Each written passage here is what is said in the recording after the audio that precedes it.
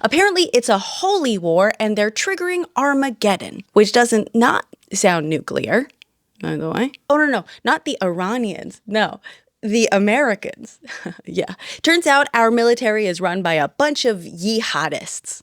You like that one? Apparently, a military watchdog group has been receiving hundreds of complaints from troops about their superiors calling this a Christian holy war. Yikes. They think Trump was anointed by Jesus.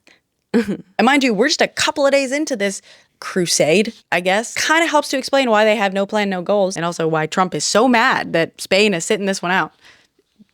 We are pretty good at this sort of thing.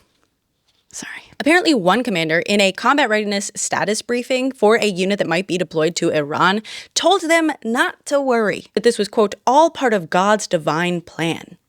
That President Trump has been anointed by Jesus to light the signal fire in Iran to cause Armageddon and mark his return to Earth. He had a big grin on his face when he said all of this, which made his message even more crazy. You know, I thought we'd reached peak irony a few insane steps back, but I gotta admit, I miscalculated. Turns out it wasn't the justification of this being that the regime was taking the lives of peaceful protesters, that it was imprisoning dissidents and people without due process. It wasn't even that they had nukes. No, we're just speedrunning straight into a brick wall of irony on this one. I guess I gotta admit that I was wrong.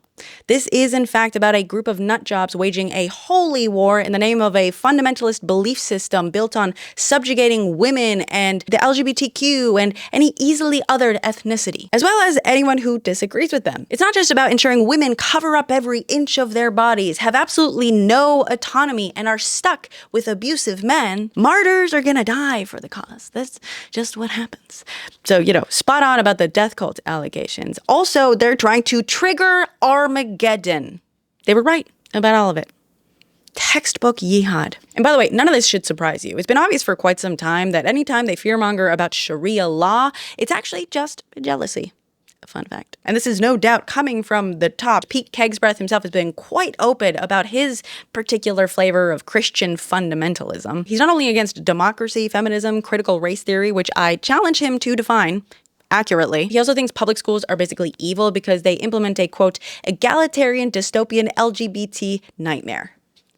Ah, yes, the hellscape that is egalitarianism. According to an expert on his particular flavor, they're only committed to theocracy. Quote, if the democratic system brings that about, so be it. If a monarchy brings it about, that's okay too. And if a dictatorship does, that's also okay. Their commitment is to theocracy, the government of civil society according to biblical law and biblical revelation. Sure sounds a little familiar. Are we the baddies? I'm just kidding. Obviously. Obviously we are. Al-Qaeda has just been fear-mongering every single step of the way about other countries and peoples doing exactly what they are doing. You are literally everything you claim is evil. Because as always, every accusation is so on and so forth.